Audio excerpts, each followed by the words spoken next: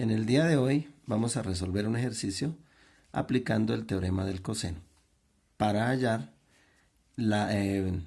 elementos desconocidos en un triángulo no rectángulo. Recordemos que el teorema del coseno se utiliza si se cumplen dos condiciones del triángulo.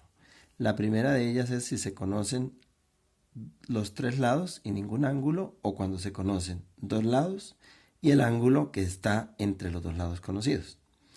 Observemos el siguiente triángulo ABC y nos damos cuenta que acá conocemos este lado A de 5 centímetros, este lado B de 8 centímetros y el ángulo en medio de los dos lados, ¿sí? Acá, que en este caso mide 120 grados. Y desconocemos el ángulo A, el ángulo B y el lado C. Importante darse cuenta que el teorema se plantea, en este caso, para hallar primero este lado C.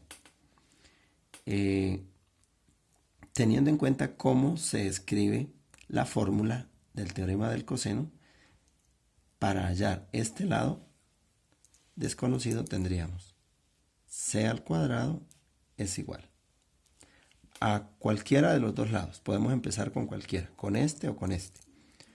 A 5 al cuadrado más el segundo lado, que es 8 elevado al cuadrado, menos, recordemos que la fórmula siempre dice menos, 2, ese 2 siempre es constante, siempre va a ser 2, multiplicado por el producto de los dos lados conocidos, es decir, por 5, por 8, por el coseno de 120 grados.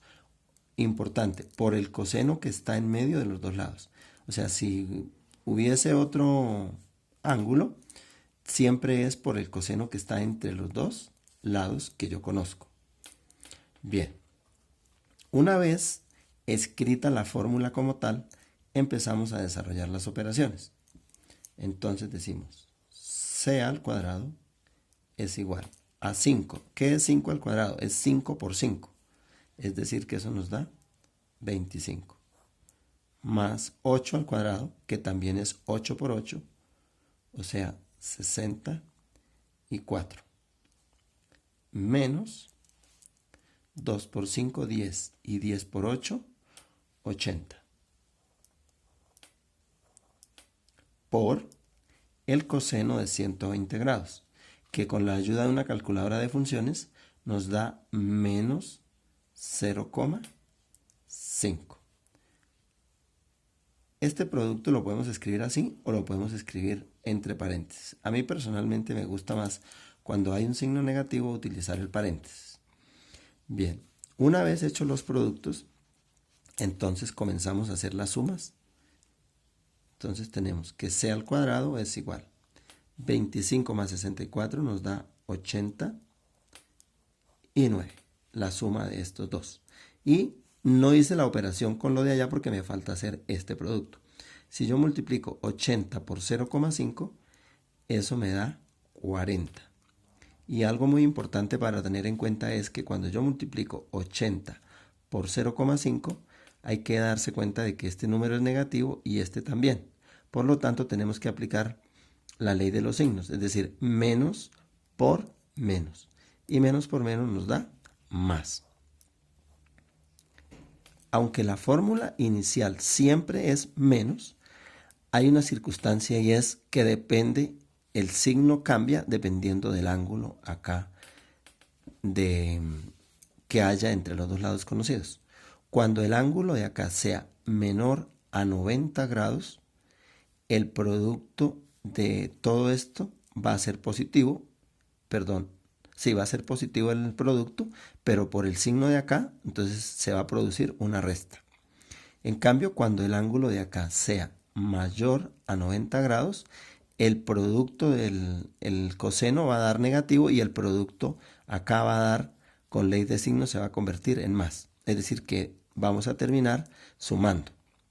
Eso es importante tenerlo en cuenta porque es algo que muchas veces pasa desapercibido y no nos fijamos en los signos.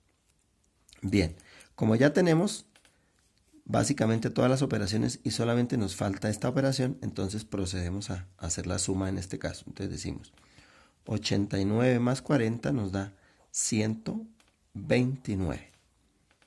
La suma de este número con este número nos da 129.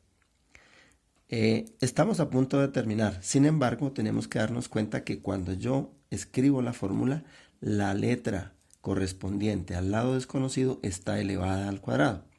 Y a mí se me pide hallar el valor de c. C, solamente c, no c al cuadrado. Entonces, ¿qué hacemos?